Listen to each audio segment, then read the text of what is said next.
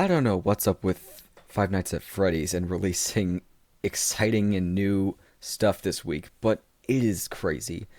I mean, the movie trailer that we have been waiting for 8 years came out 2 days ago, and then immediately after that, the trailer for the DLC finally came out.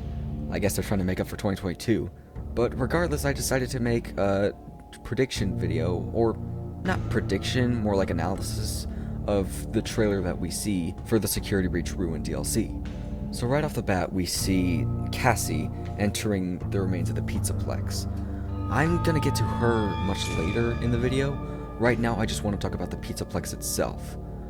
We can see that it's very obviously been run down for a long time. If I had to guess, I'd say a year. It looks like what's covering the walls is newspapers, if you look closely, although I don't know why newspapers will be all over the wall. I'm pretty sure it's just meant to be boarded up, and I'm looking at those textures wrong. We see that a lot of people appear to have broken in, judging by all the graffiti on the walls in the next shot. The next few shots are parts of the Pizzaplex that we explore in the main game, but they're, well, in ruin. As Gregory says so himself, the Pizzaplex has been pretty much destroyed, and based on the melted chica in the poster, we know that this DLC is going to take place after the Burn Trap ending, or the Afton ending, whatever you want to call it. But I'll talk about that in a minute.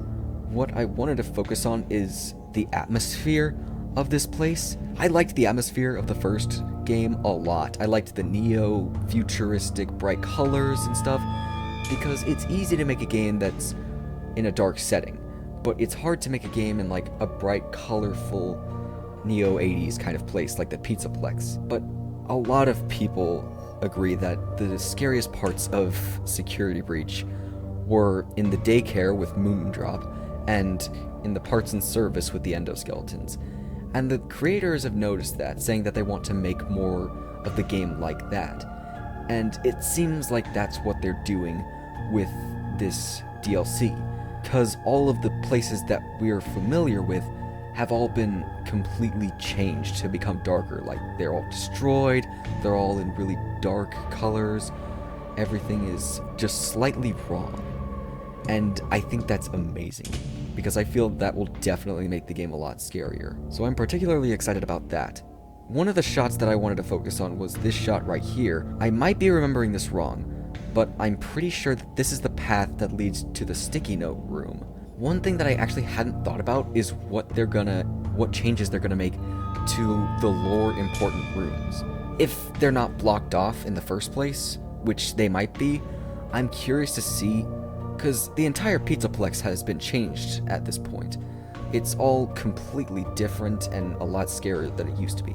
So I'm very interested in seeing what changes they made to more of the lore-heavy rooms, like the room behind the daycare, the posted room, Mike's bedroom. I don't know if all of them are going to be accessible in the DLC, but it seems like the post room is going to be. The next thing I want to talk about is the cameras. Obviously got probably the biggest upgrade. I liked the camera's functionality in the main game, but from a graphical design standpoint, I didn't think they were all that good. But these ones seem to be a lot better in my opinion. They have more options, they give you more information, and they're also in black and white, like the first FNAF cameras. And the black and white aesthetic from the cameras makes it a lot creepier to me. We can see that you can select multiple cameras and not just the ones that you see on this map.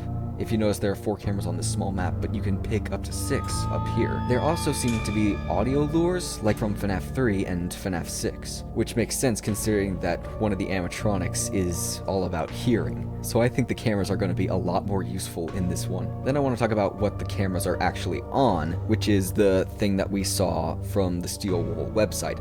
We all knew that this was going to be like a game mechanic. A lot of people are wondering whether this is going to be something that you can carry around, or whether these are going to be like monitors around the Pizzaplex. I am with the team on the latter. I think they're supposed to be tools to help you look through the cameras in certain areas to unlock stuff, kind of like how there are multiple offices in the main game to help you unlock security passes. We also see this new interesting tool, which looks like some sort of key / walkie-talkie. I'm not sure what it is exactly. To me, it looks more like a walkie-talkie, but considering we saw Cassie holding a different one later in the trailer, I don't think that's it. Or if it is, that's not all it can do, at least. From another clip, we can see that you need it to solve puzzles or upgrade it in some way, which immediately makes me think of the gent pipe from Bendy and the Dark Revival, where you could use it to solve puzzles, you could upgrade it, you could use it to charge things up, you could use it to do whatever, you know? That's what I'm assuming it is. It's either a key of some sort that you need to upgrade, so it's gonna be like this DLC's version of the security pass, or it's gonna be something to help us with puzzles. Then we see that we're gonna be riding one of those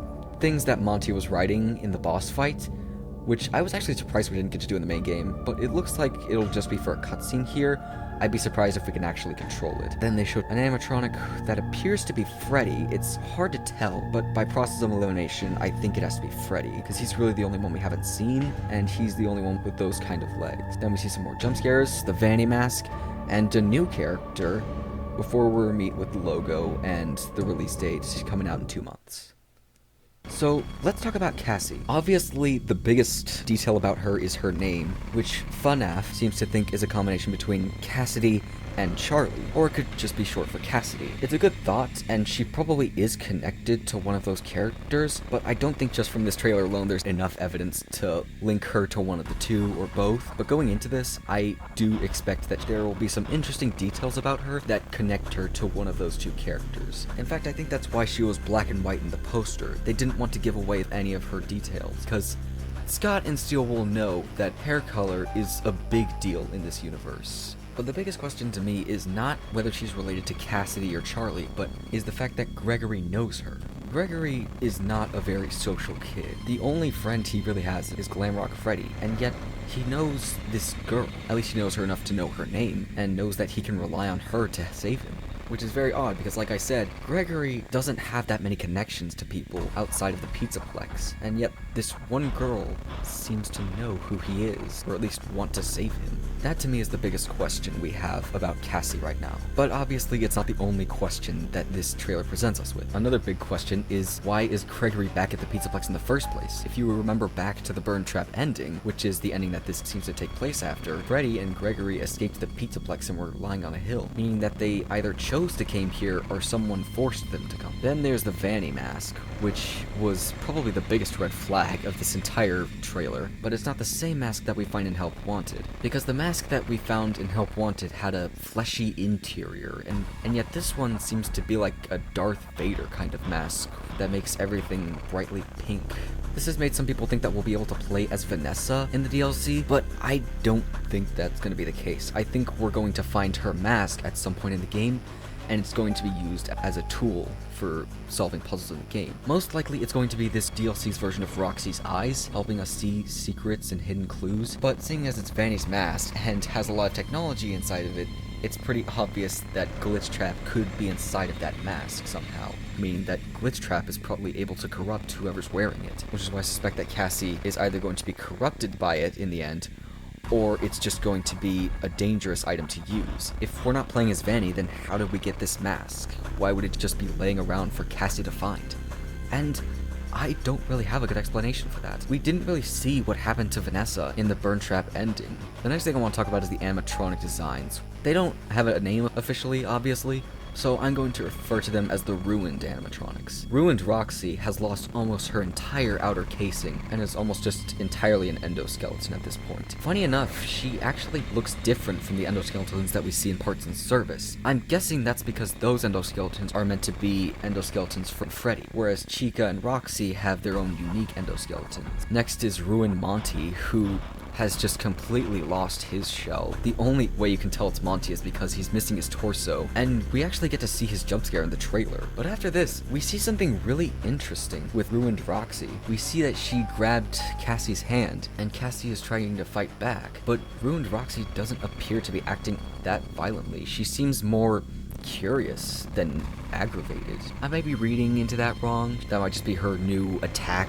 or something, but it does look a lot less aggressive than Monty's jump scare that we saw. And then, of course, there's Ruined Sun and Moon. Oh my gosh. Is that model terrifying. I don't know what else I can say about it. It's just so good. It's so creepy. If I were to guess, I'd say that it's just gonna be Moon active because all of the lights are out and that's when Moon is able to roam free. But since he's malfunctioning, who knows? And then there's the final thing in this trailer, which is this guy, this new animatronic. I don't really know who this is, but I have a pretty strong guess as to who this is. At first I thought it was supposed to be Burntrap, who had somehow escaped the blob, but he doesn't appear to be Burntrap. He has different hands and ears. Obviously it's an animatronic possessed by Glitchtrap, as evidenced by the purple and green color. But then you also have this blue shading around his body, along with the rabbit ears, that makes me think that this is Glamrock Bonnie, or more specifically Glitchtrap inside of Glamrock Bonnie's body. It might be that we finally get to meet Glamrock Bonnie